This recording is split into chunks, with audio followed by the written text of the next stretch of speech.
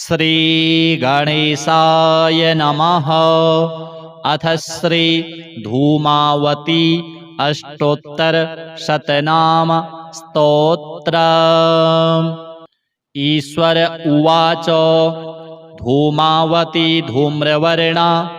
धूम्रपानपरायणा धूम्राक्षमथिनी धन्या धन्यस्थाननिवासिनी अघोराचार संतुष्टा अघोराचार मंडिता अघोर मंत्र संप्रीता अघोर मंत्र पूजिता अट्टाट्टहास निरता मलिनांबर धारिणी वृद्धा विरूपा विधवा विद्या च विरलद्विजा प्रवृद्ध घोणा कुमुखी कुटिला कुटिलेक्षणा कराली च करालास्या कंकाली शूर्पधारिणी काकध्वजरथारूढ़ा केवला कठिना कुहुः क्षुत्पिपाशार्दिता नित्या ललज्जिह्वा दिगंबरी दीर्घोदरी दीर्घरवा दीर्घांगी दीर्घमस्तका विमुक्तकुन्तला कीर्त्या कैलासस्थानवासिनी क्रूरा कालस्वरूपा च कालचक्रप्रवर्तिनी विवरणा चंचला दुष्टा दुष्टविध्वंसकारिणी चंडी चंडस्वरूपा च चामुंडा चंडनिस्वना चंडवेगा चंडगतिस् चंडमुंडविनाशिनी चांडालिनी चित्ररेखा चित्रांगी चित्ररूपिणी कृष्णा कपर्दिनी कुल्ला कृष्णा रूपा क्रियावती कुंभस्तनी महोन्मत्ता मदिरापान बिहुवला चतुर्भुजा ललज्जिह्वा शत्रुसंहारकारिणी शवारूढ़ा शवगता श्मशानस्थानवासिनी दुराराध्या दुराचारा दुर्जनप्रीतिदायिनी निर्मांसा च निराकारा धूतहस्तावरान्विता कलहा च कलिप्रीता कलिकल्मषनाशिनी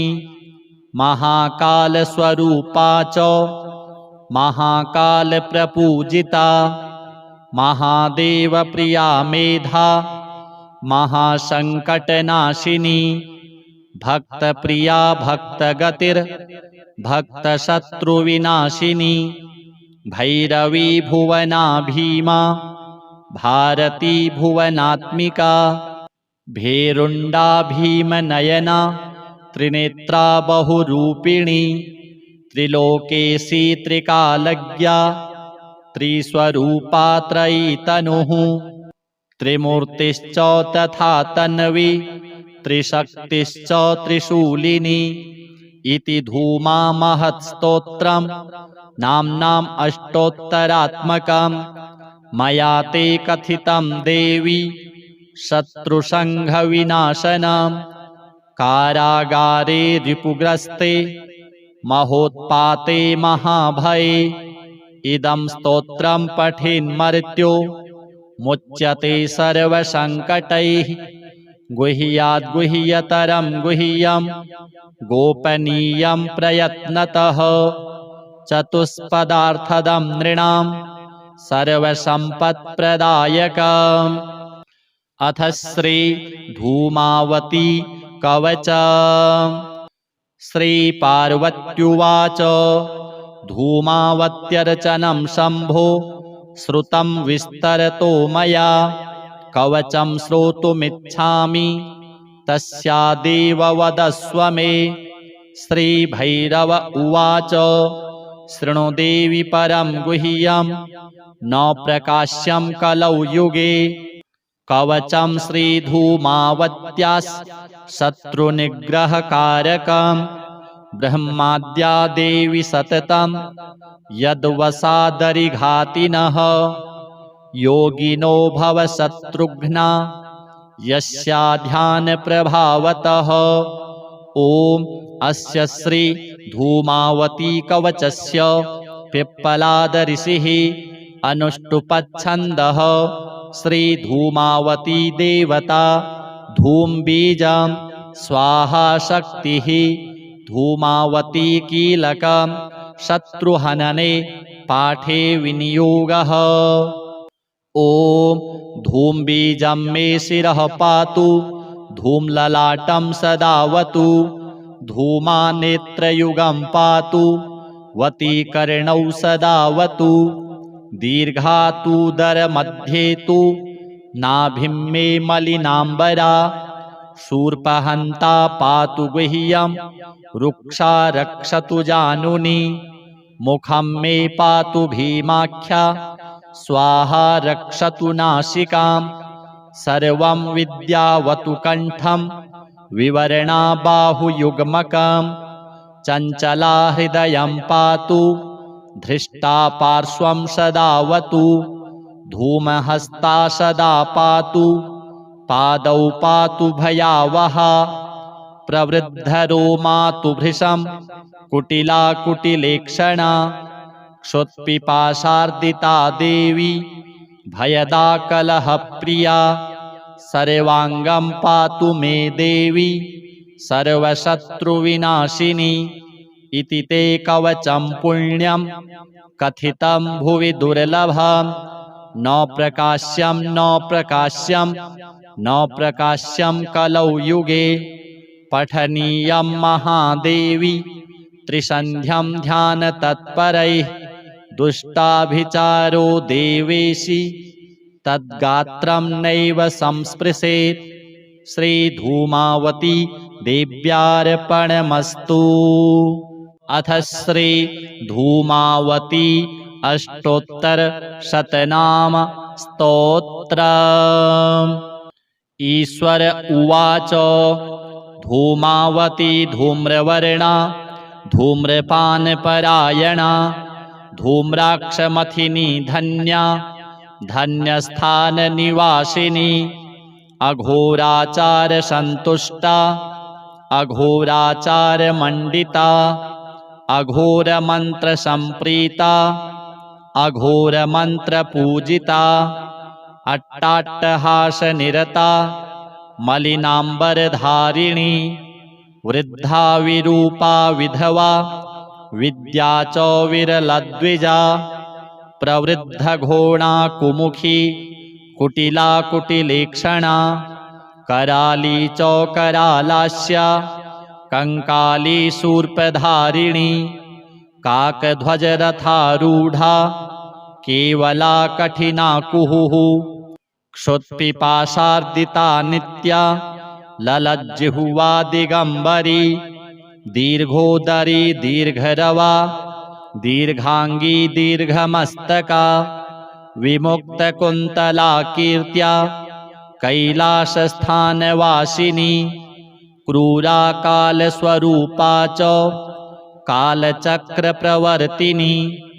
विवरणा चञ्चला दुष्टा दुष्टविध्वंसकारिणी चण्डी चण्डस्वरूपा च चामुण्डा चण्डनिस्वना चण्डवेगा चण्डगतिश्चण्डमुण्डविनाशिनी चाण्डालिनी चित्ररेखा चित्रांगी चित्ररूपिणी कृष्णा कपर्दिनी कुल्ला कृष्णा रूपा क्रियावती कुंभस्तनी महोन्मत्ता मदिरापान बिहुवला चतुर्भुजा ललज्जिह्वा शत्रुसंहारकारिणी शवारूढ़ा शवगता श्मशानस्थानवासिनी दुराराध्या दुराचारा दुर्जनप्रीतिदायिनी निर्मांसा च निराकारा धूतहस्तावरान्विता कलहा च कलिप्रीता कलिकल्मषनाशिनी महाकालस्वरूपा च महाकालप्रपूजिता महादेवप्रिया मेधा महासंकटनाशिनी भक्तप्रिया भक्तगतिर्भक्तशत्रुविनाशिनी भैरवी भुवना भीमा भारती भुवनात्मिका भेरुण्डा भीमनयना त्रिनेत्रा बहुरूपिणी त्रिलोकेशी त्रिकालज्ञा त्रिस्वरूपा त्रयीतनुः त्रिमूर्तिश्च तथा तन्वी त्रिशक्तिश्च त्रिशूलिनी इति धूमा महत्स्तोत्रम् नाम्नाम् अष्टोत्तरात्मकम् मया ते कथितं देवी शत्रुसङ्घविनाशनम् कारागारे रिपुग्रस्ते महोत्पाते महाभये इदं स्तोत्रं पठेन्मर्त्यो मुच्यते सर्वसङ्कटैः गुह्याद्गुह्यतरं गुह्यं गोपनीयं प्रयत्नतः चतुष्पदार्थदं नृणां सर्वसम्पत्प्रदायकम् अथ श्री धूमावती कवचम् श्रीपार्वत्युवाच धूमावत्यर्चनं शम्भो श्रुतं विस्तरतो मया कवचं श्रोतुमिच्छामि तस्यादेव वदस्व मे श्रीभैरव उवाच शृणु देवि परं गुह्यं न प्रकाश्यं कलौ युगे कवचं श्रीधूमावत्याः शत्रुनिग्रहकारकम् ब्रह्माद्या देवी सततं यद्वसादरिघातिनः योगिनो भवशत्रुघ्ना यस्याध्यानप्रभावतः ॐ अस्य श्री धूमावती कवचस्य पिप्पलादऋषिः अनुष्टुप्छन्दः श्रीधूमावती देवता धूमबीजं स्वाहा शक्तिः धूमावती कीलकं शत्रुहनने पाठे विनियोगः ॐ धूमबीजं मे शिरः पातु धूमललाटं सदावतु धूमानेत्रयुगं पातु वतीकर्णौ सदावतु दीर्घातुदरमध्ये तु नाभिं मे मलिनाम्बरा शूर्पहन्ता पातु गुह्यं रुक्षा रक्षतु जानुनि मुखं मे पातु भीमाख्या स्वाहा रक्षतु नासिकां सर्वं विद्यावतु कण्ठं विवरणा बाहुयुग्मकं चञ्चला हृदयं पातु धृष्टा पार्श्वं सदावतु धूमहस्ता सदा पातु पादौ पातु भयावहा प्रवृद्धरोमा तु भृशं कुटिला कुटिलेक्षणा क्षुत्पिपाशार्दिता देवी भयदा कलहप्रिया सर्वाङ्गं पातु मे देवी सर्वशत्रुविनाशिनी इति ते कवचं पुण्यं कथितं भुवि दुर्लभं न प्रकाश्यं न प्रकाश्यं न प्रकाश्यं कलौ युगे पठनीयं महादेवी त्रिसन्ध्यं ध्यानतत्परैः दुष्टाभिचारो देवेशि तद्गात्रं नैव संस्पृशेत् श्रीधूमावती देव्यार्पणमस्तु अथ श्री धूमावती अष्टोत्तरशतनाम स्तोत्रम् ईश्वर उवाच धूमावती धूम्रवर्णा धूम्रपानपरायणा धूम्राक्षमथिनी धन्या धन्यस्थाननिवासिनी अघोराचारसन्तुष्टा अघोराचारमण्डिता अघोरमन्त्रसम्प्रीता अघोरमन्त्रपूजिता अट्टाट्टहासनिरता मलिनाम्बरधारिणी वृद्धा विरूपा विधवा विद्या च विरलद्विजा प्रवृद्धघोणा कुमुखी कुटिला कुटिलेक्षणा कराली चौकरालास्य कंकाली शूर्पधारिणी काकध्वजरथारूढा केवला कठिना कुहुः क्षुत्पिपाशार्दिता नित्या ललज्जिह्वा दिगंबरी दीर्घोदरी दीर्घरवा दीर्घांगी दीर्घमस्तका विमुक्तकुन्तला कीर्त्या कैलासस्थानवासिनी क्रूरा कालस्वरूपा च कालचक्रप्रवर्तिनी विवरणा चञ्चला दुष्टा दुष्टविध्वंसकारिणी चण्डी चण्डस्वरूपा च चामुण्डा चण्डनिस्वना चण्डवेगा चण्डगतिश्चण्डमुण्डविनाशिनी चाण्डालिनी चित्ररेखा चित्रांगी चित्ररूपिणी कृष्णा कपर्दिनी कुल्ला कृष्णा रूपा क्रियावती कुंभस्तनी महोन्मत्ता मदिरापान बिहुवला चतुर्भुजा ललज्जिह्वा शत्रुसंहारकारिणी शवारूढ़ा शवगता श्मशानस्थानवासिनी दुराराध्या दुराचारा दुर्जनप्रीतिदायिनी निर्मांसा च निराकारा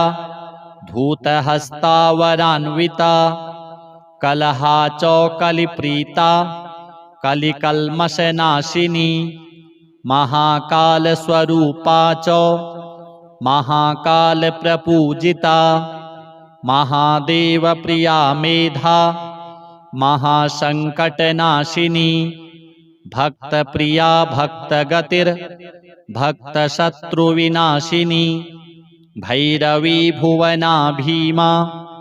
भारती भुवनात्मिका भेरुण्डा भीमनयना त्रिनेत्रा बहुरूपिणी त्रिलोकेशी त्रिकालज्ञा त्रिस्वरूपा त्रयीतनुः त्रिमूर्तिश्च तथा तन्वी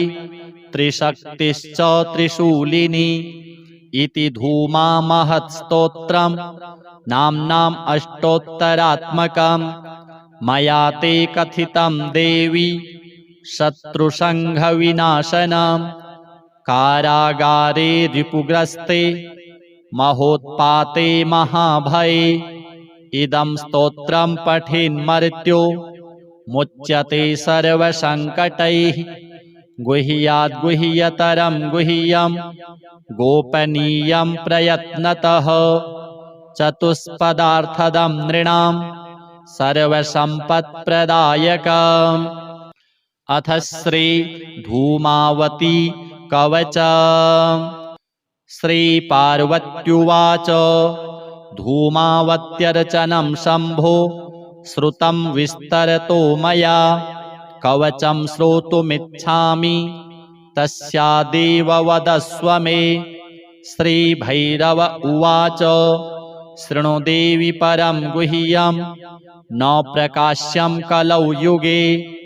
कवचं श्रीधूमावत्याः शत्रुनिग्रहकारकम् ब्रह्माद्या देवी सततं यद्वसादरिघातिनः योगिनो भवशत्रुघ्ना यस्याध्यानप्रभावतः। ॐ अस्य श्री धूमावती कवचस्य पिप्पलादऋषिः अनुष्टुप्छन्दः श्री धूमावती देवता धूमबीजं स्वाहा शक्तिः धूमावती कीलकं शत्रुहनने पाठे विनियोगः। ॐ धूमबीजं मे शिरः पातु धूमललाटं सदावतु धूमानेत्रयुगं पातु वतीकर्णौ सदावतु दीर्घातुदरमध्ये तु नाभिं मे मलिनाम्बरा शूर्पहन्ता पातु गुह्यं रुक्षा रक्षतु जानुनी मुखं मे पातु भीमाख्या स्वाहा रक्षतु नासिकां सर्वं विद्यावतु कण्ठं विवरणा बाहुयुग्मकं चञ्चला हृदयं पातु धृष्टा पार्श्वं सदावतु धूमहस्ता सदा पातु पादौ पातु भयावहा प्रवृद्धरोमा तु भृशं कुटिला कुटिलेक्षणा क्षुत्पिपाशार्दिता देवी भयदा कलहप्रिया सर्वांगं पातु मे देवी सर्वशत्रुविनाशिनी इति ते कवचं पुण्यं कथितं भुवि दुर्लभं न प्रकाश्यं न प्रकाश्यं न प्रकाश्यं कलौ युगे पठनीयं महादेवी त्रिसन्ध्यं ध्यानतत्परैः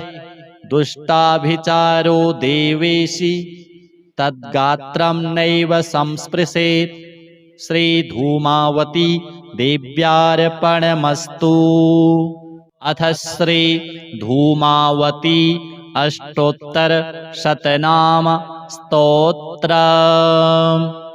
ईश्वर उवाच धूमावती धूम्रवर्णा धूम्रपानपरायणा धूम्राक्षमथिनी धन्या धन्यस्थाननिवासिनी अघोराचारसन्तुष्टा अघोराचारमण्डिता अघोरमन्त्रसम्प्रीता अघोरमन्त्रपूजिता अट्टाट्टहासनिरता मलिनाम्बरधारिणी वृद्धा विरूपा विधवा विद्या च विरलद्विजा प्रवृद्धघोणा कुमुखी कुटिला कुटिलेक्षणा कराली च करालास्या कंकाली शूर्पधारिणी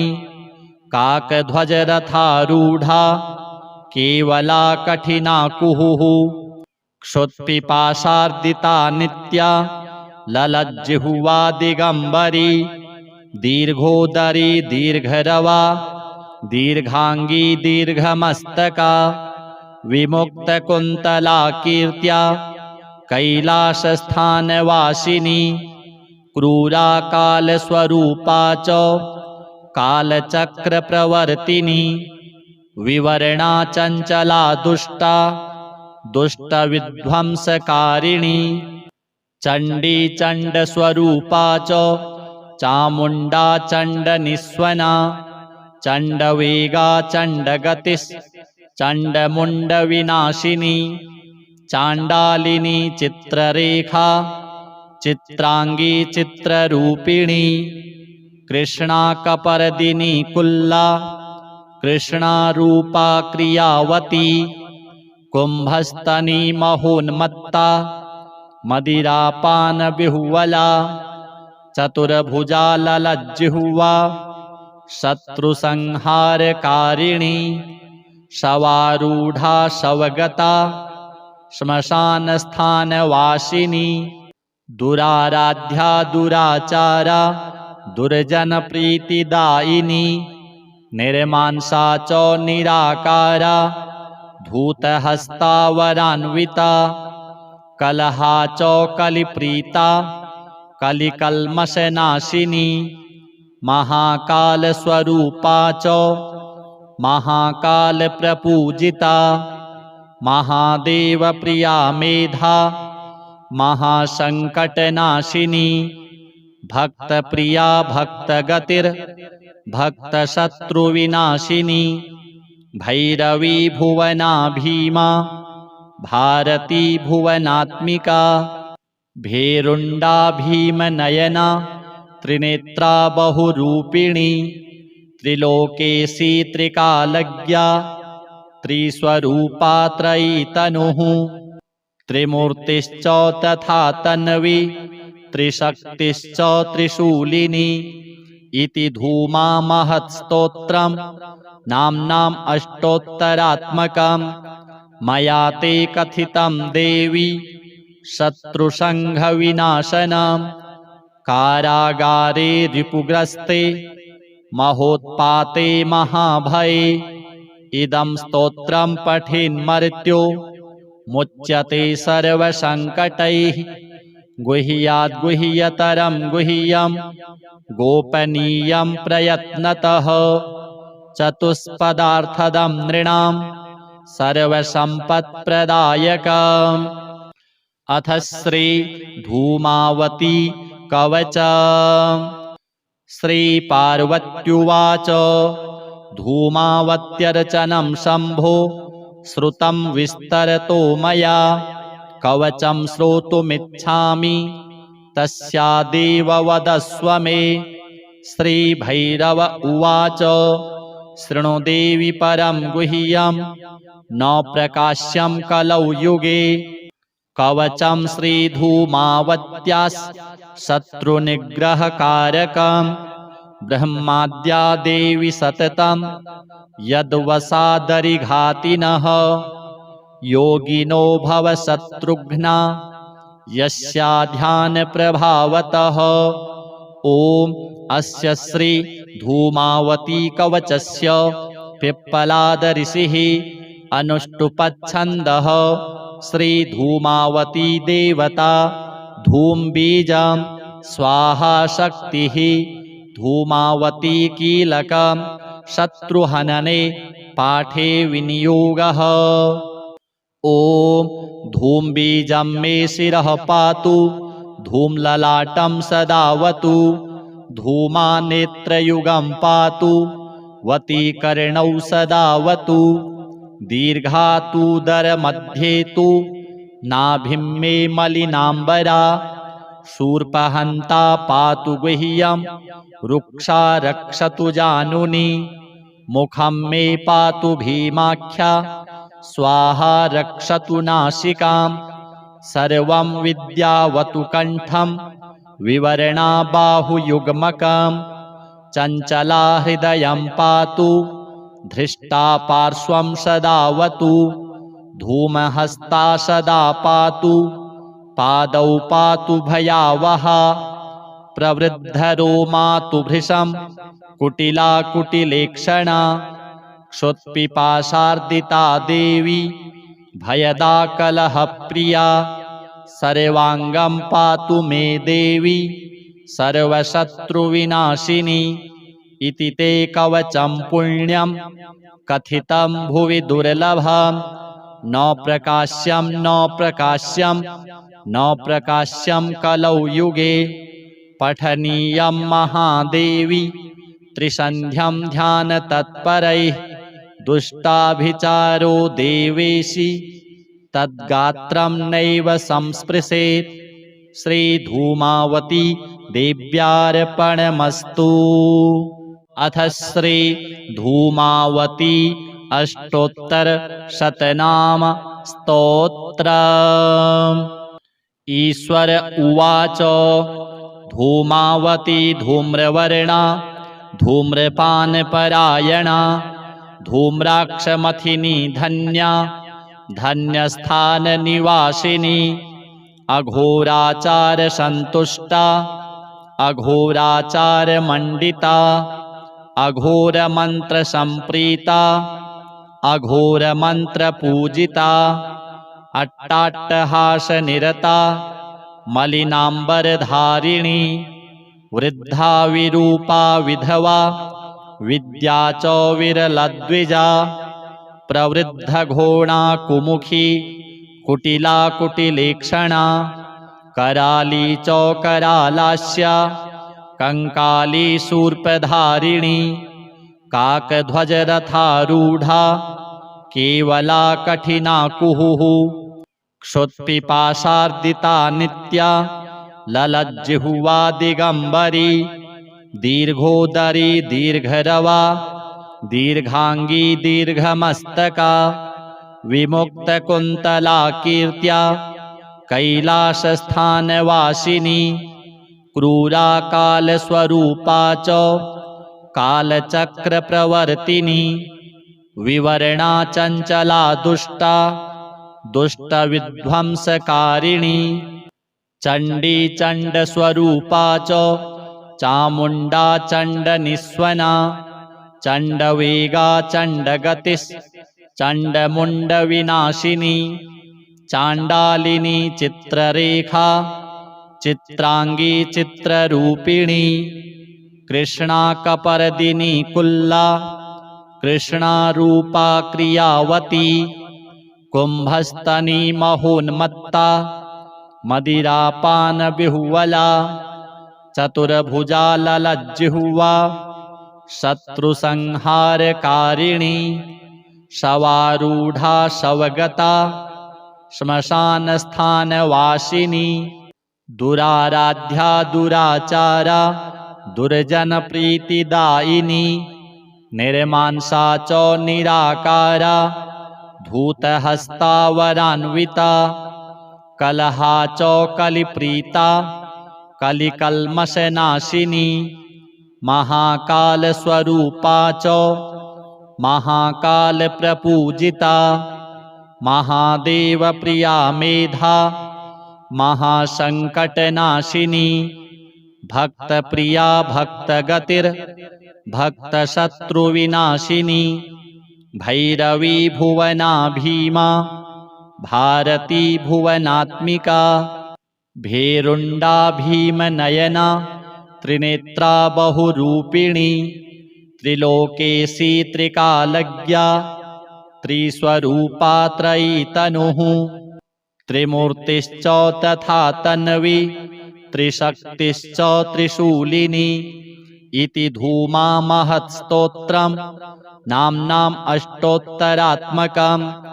मया ते कथितं देवी शत्रुसंघविनाशनम् कारागारे रिपुग्रस्ते महोत्पाते महाभये इदं स्तोत्रं पठेन्मर्त्यो मुच्यते सर्वसंकटैः गुह्याद्गुह्यतरं गुह्यं गोपनीयं प्रयत्नतः चतुष्पदार्थदं नृणां सर्वसम्पत्प्रदायकम्। अथ श्री धूमावती कवचम्। श्री पार्वत्युवाच धूमावत्यर्चनं शम्भो श्रुतं विस्तरतो मया कवचं श्रोतुमिच्छामि तस्यादेव वदस्व मे। श्रीभैरव उवाच शृणु देवि परं गुह्यं न प्रकाश्यं कलौ युगे कवचं श्रीधूमावत्याः शत्रुनिग्रहकारकम् ब्रह्माद्या देवी सततं यद्वसादरिघातिनः योगिनो भवशत्रुघ्ना यस्या ध्यानप्रभावतः। ॐ अस्य श्री धूमावती कवचस्य पिप्पलाद ऋषिः अनुष्टुप्छन्दः श्री धूमावती देवता धूमबीजं स्वाहा शक्तिः धूमावती कीलकं शत्रुहनने पाठे विनियोगः। ॐ धूमबीजं मे शिरः पातु धूमललाटं सदावतु धूमानेत्रयुगं पातु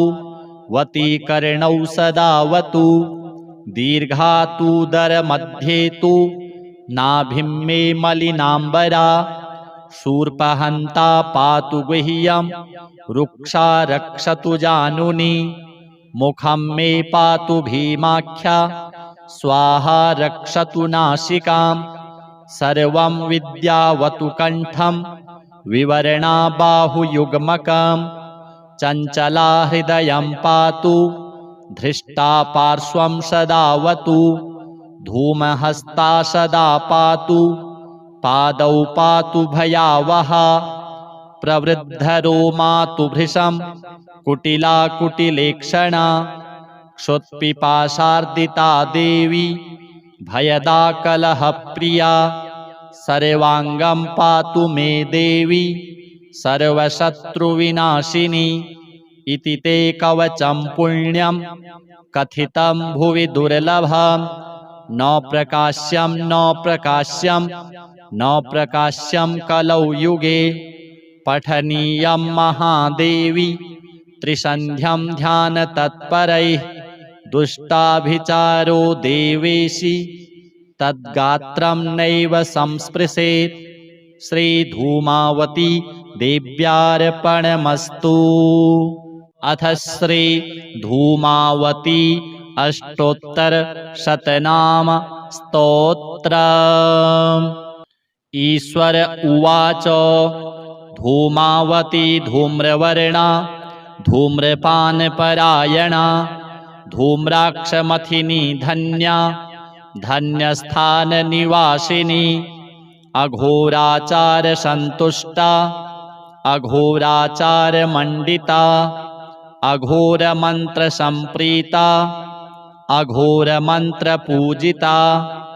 अट्टाट्टहासनिरता मलिनाम्बरधारिणी वृद्धा विरूपा विधवा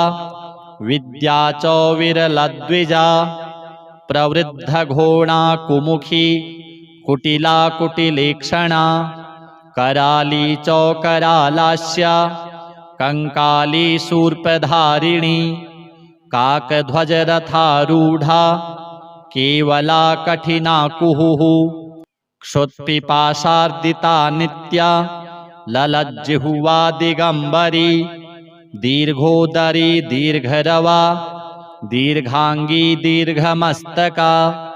विमुक्तकुन्तला कीर्त्या कैलासस्थानवासिनी क्रूरा कालस्वरूपा च कालचक्रप्रवर्तिनी विवरणा चञ्चला दुष्टा दुष्टविध्वंसकारिणी चण्डी चण्डस्वरूपा च चामुण्डा चण्डनिस्वना चण्डवेगा चण्डगतिश्चण्डमुण्डविनाशिनी चाण्डालिनी चित्ररेखा चित्रांगी चित्ररूपिणी कृष्णा कपर्दिनी कुल्ला कृष्णा रूपा क्रियावती कुंभस्तनी महोन्मत्ता मदिरापान बिहुवला चतुर्भुजा ललज्जिह्वा शत्रुसंहारकारिणी शवारूढ़ा शवगता श्मशानस्थानवासिनी दुराराध्या दुराचारा दुर्जनप्रीतिदायिनी निर्मांसा च निराकारा धूतहस्तावरान्विता कलहा च कलिप्रीता कलिकल्मषनाशिनी महाकालस्वरूपा च महाकालप्रपूजिता महादेवप्रिया मेधा महासंकटनाशिनी भक्तप्रिया भक्तशत्रुविनाशिनी भैरवी भुवना भीमा भारती भुवनात्मिका भेरुण्डा भीमनयना त्रिनेत्रा बहुरूपिणी त्रिलोकेशी त्रिकालज्ञा त्रिस्वरूपा त्रयीतनुः त्रिमूर्तिश्च तथा तन्वी त्रिशक्तिश्च त्रिशूलिनी इति धूमा महत्स्तोत्रम् नाम्नाम् अष्टोत्तरात्मकम् मया ते कथितं देवी शत्रुसंघविनाशनम् कारागारे रिपुग्रस्ते महोत्पाते महाभये इदं स्तोत्रं पठेन्मर्त्यो मुच्यते सर्वसंकटैः गुह्याद्गुह्यतरं गुह्यं गोपनीयं प्रयत्नतः चतुष्पदार्थदं नृणां सर्वसम्पत्प्रदायकम्। अथ श्री धूमावती कवचम्। श्री पार्वत्युवाच धूमावत्यर्चनं शम्भो श्रुतं विस्तरतो मया कवचं श्रोतुमिच्छामि तस्यादेव वदस्व मे। श्रीभैरव उवाच शृणु देवि परं गुह्यं न प्रकाश्यं कलौ युगे कवचं श्रीधूमावत्याः शत्रुनिग्रहकारकम् ब्रह्माद्या देवी सततं यद्वसादरिघातिनः योगिनो भवशत्रुघ्ना यस्या ध्यानप्रभावतः। ॐ अस्य श्री धूमावती कवचस्य पिप्पलाद ऋषिः अनुष्टुप्छन्दः श्री धूमावती देवता धूमबीजं स्वाहा शक्तिः धूमावती कीलकं शत्रुहनने पाठे विनियोगः। ॐ धूमबीजं मे शिरः पातु धूमललाटं सदावतु धूमानेत्रयुगं पातु वतीकर्णौ सदावतु दीर्घातुदरमध्ये तु नाभिं मे मलिनाम्बरा शूर्पहन्ता पातु गुह्यं रुक्षा रक्षतु जानुनि मुखं मे पातु भीमाख्या स्वाहा रक्षतु नासिकां सर्वं विद्यावतु कण्ठं विवरणा बाहुयुग्मकं चञ्चला हृदयं पातु धृष्टा पार्श्वं सदावतु धूमहस्ता सदा पातु पादौ पातु भयावहा प्रवृद्धरोमा तु भृशं कुटिला कुटिलेक्षणा क्षुत्पिपाशार्दिता देवी भयदा कलहप्रिया सर्वाङ्गं पातु मे देवी सर्वशत्रुविनाशिनी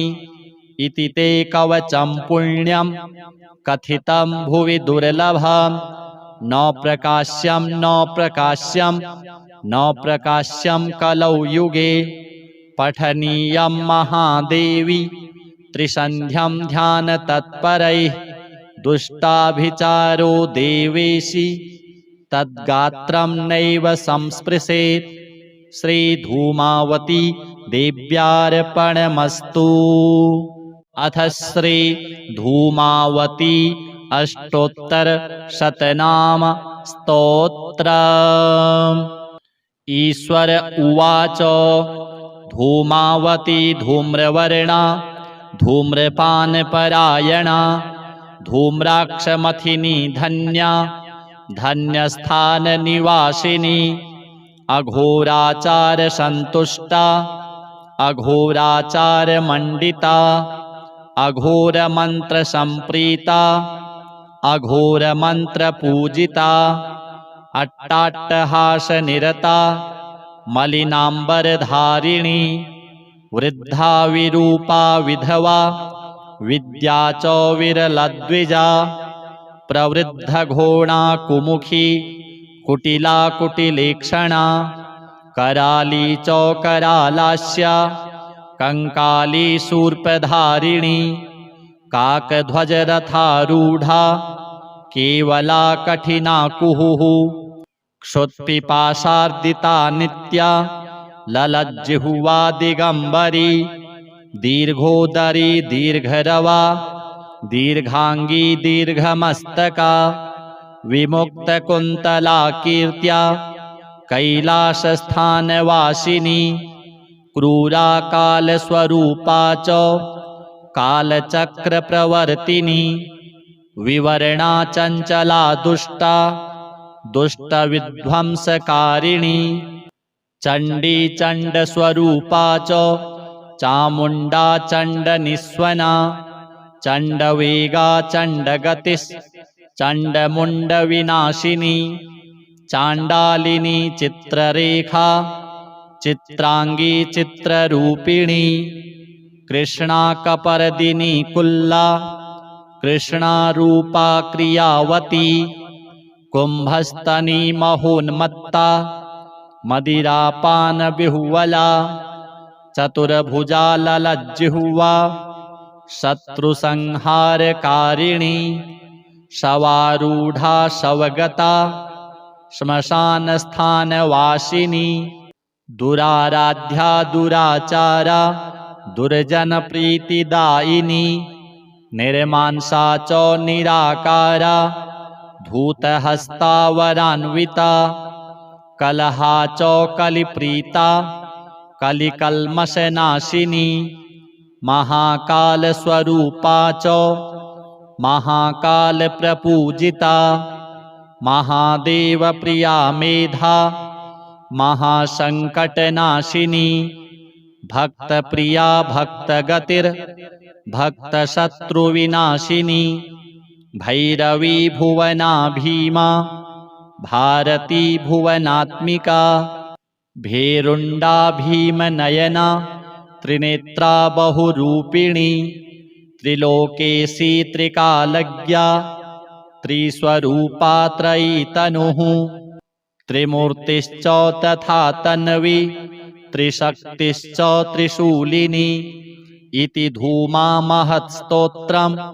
नाम्नाम् अष्टोत्तरात्मकम् मया ते कथितं देवी शत्रुसङ्घविनाशनम् कारागारे रिपुग्रस्ते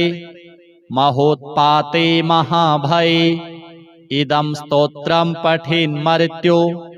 मुच्यते सर्वसङ्कटैः गुह्याद्गुह्यतरं गुह्यं गोपनीयं प्रयत्नतः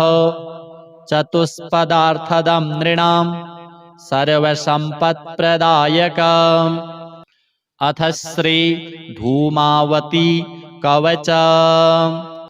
श्रीपार्वत्युवाच धूमावत्यर्चनं शम्भो श्रुतं विस्तरतो मया कवचं श्रोतुमिच्छामि तस्यादेव वदस्व मे श्रीभैरव उवाच शृणु देवि परं गुह्यं न प्रकाश्यं कलौ युगे कवचं श्रीधूमावत्याः शत्रुनिग्रहकारकम् ब्रह्माद्या देवी सततं यद्वसादरिघातिनः योगिनो भवशत्रुघ्ना यस्या ध्यानप्रभावतः ॐ अस्य श्री धूमावती कवचस्य पिप्पलादऋषिः अनुष्टुप्छन्दः श्रीधूमावती देवता धूमबीजं स्वाहा शक्तिः धूमावती कीलकं शत्रुहनने पाठे विनियोगः ॐ धूमबीजं मे शिरः पातु धूमललाटं सदावतु धूमानेत्रयुगं पातु वतीकर्णौ सदावतु दीर्घातुदरमध्ये तु नाभिं मे मलिनाम्बरा शूर्पहन्ता पातु गुह्यं रुक्षा रक्षतु जानुनि मुखं मे पातु भीमाख्या स्वाहा रक्षतु नासिकां सर्वं विद्यावतु कण्ठं विवरणा बाहुयुग्मकं चञ्चला हृदयं पातु धृष्टा पार्श्वं सदावतु धूमहस्ता सदा पातु पादौ पातु भयावहा प्रवृद्धरोमा तु भृशं कुटिला कुटिलेक्षणा क्षुत्पिपासार्दिता देवी भयदा कलहप्रिया सर्वाङ्गं पातु मे देवी सर्वशत्रुविनाशिनी इति ते कवचं पुण्यं कथितं भुवि दुर्लभं न प्रकाश्यं न प्रकाश्यं न प्रकाश्यं कलौ युगे पठनीयं महादेवी त्रिसन्ध्यं ध्यानतत्परैः दुष्टाभिचारो देवेशि तद्गात्रं नैव संस्पृशेत् श्रीधूमावती देव्यार्पणमस्तु अथ श्री धूमावती अष्टोत्तरशतनाम स्तोत्रम् ईश्वर उवाच धूमावती धूम्रवर्णा धूम्रपानपरायणा धूम्राक्षमथिनी धन्या धन्यस्थाननिवासिनी अघोराचारसन्तुष्टा अघोराचारमण्डिता अघोरमन्त्रसम्प्रीता अघोरमन्त्रपूजिता अट्टाट्टहासनिरता मलिनाम्बरधारिणी वृद्धा विरूपा विधवा विद्या च विरलद्विजा प्रवृद्धघोणा कुमुखी कुटिला कुटिलेक्षणा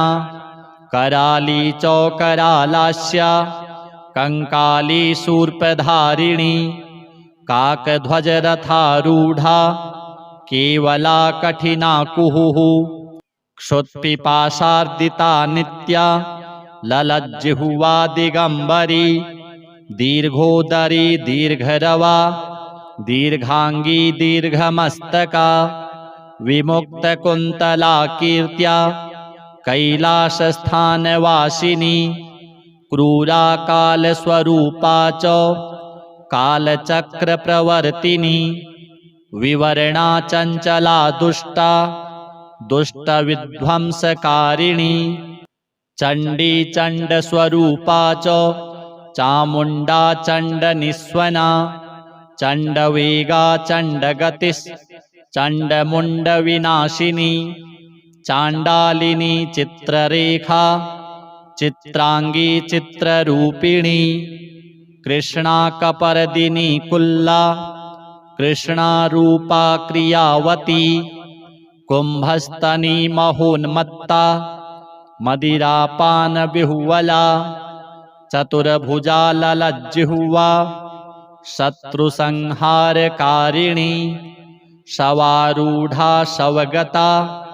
श्मशानस्थानवासिनी दुराराध्या दुराचारा दुर्जनप्रीतिदायिनी निर्मांसा च निराकारा धूतहस्तावरान्विता कलहा च कलिप्रीता कलिकल्मषनाशिनी महाकालस्वरूपा च महाकालप्रपूजिता महादेवप्रिया मेधा महासंकटनाशिनी भक्तप्रिया भक्तशत्रुविनाशिनी भैरवी भुवना भीमा भारती भुवनात्मिका भेरुंडा भीमनयना त्रिनेत्रा बहुरूपिणी त्रिलोकेशी त्रिकालज्ञा त्रिस्वरूपा त्रयीतनुः त्रिमूर्तिश्च तथा तन्वी त्रिशक्तिश्च त्रिशूलिनी इति धूमा महत्स्तोत्रम् नाम्नाम् अष्टोत्तरात्मकम् मया ते कथितं देवी शत्रुसंघविनाशनम् कारागारे रिपुग्रस्ते महोत्पाते महाभये इदं स्तोत्रं पठेन्मर्त्यो मुच्यते सर्वसंकटैः गुह्याद् गुह्यतरं गुह्यं गोपनीयं प्रयत्नतः चतुष्पदार्थदं नृणां सर्वसम्पत्प्रदायकम् अथ श्री धूमावती कवचम् श्री पार्वत्युवाच धूमावत्यर्चनं शंभो श्रुतं विस्तरतो मया कवचं श्रोतुमिच्छामि तस्यादेव वदस्व मे। श्रीभैरव उवाच शृणु देवि परं गुह्यं न प्रकाश्यं कलौ युगे कवचं श्रीधूमावत्यास् शत्रुनिग्रहकारकम् ब्रह्माद्या देवी सततं यद्वसादरिघातिनः योगिनो भवशत्रुघ्ना यस्या ध्यानप्रभावतः। ॐ अस्य श्री धूमावती कवचस्य पिप्पलाद ऋषिः अनुष्टुप्छन्दः श्री धूमावती देवता धूमबीजं स्वाहा शक्तिः धूमावती कीलकं शत्रुहनने पाठे विनियोगः। ॐ धूमबीजं मे शिरः पातु धूमललाटं सदावतु धूमानेत्रयुगं पातु वतीकर्णौ सदावतु दीर्घातुदरमध्ये तु नाभिं मे मलिनाम्बरा शूर्पहन्ता पातु गुह्यं रुक्षा रक्षतु जानुनि मुखं मे पातु भीमाख्या स्वाहा रक्षतु नासिकां सर्वं विद्यावतु कण्ठं विवरणा बाहुयुग्मकं चञ्चला हृदयं पातु धृष्टा पार्श्वं सदावतु धूमहस्ता सदा पातु पादौ पातु भयावहा प्रवृद्धरोमातु भृशं कुटिला कुटिलेक्षणा क्षुत्पिपासार्दिता देवी भयदा कलहप्रिया सर्वाङ्गं पातु मे देवी सर्वशत्रुविनाशिनी इति ते कवचं पुण्यं कथितं भुवि दुर्लभं न प्रकाश्यं न प्रकाश्यं न प्रकाश्यं कलौ युगे पठनीयं महादेवी त्रिसन्ध्यं ध्यानतत्परैः दुष्टाभिचारो देवेशि तद्गात्रं नैव संस्पृशेत् श्रीधूमावती देव्यार्पणमस्तु।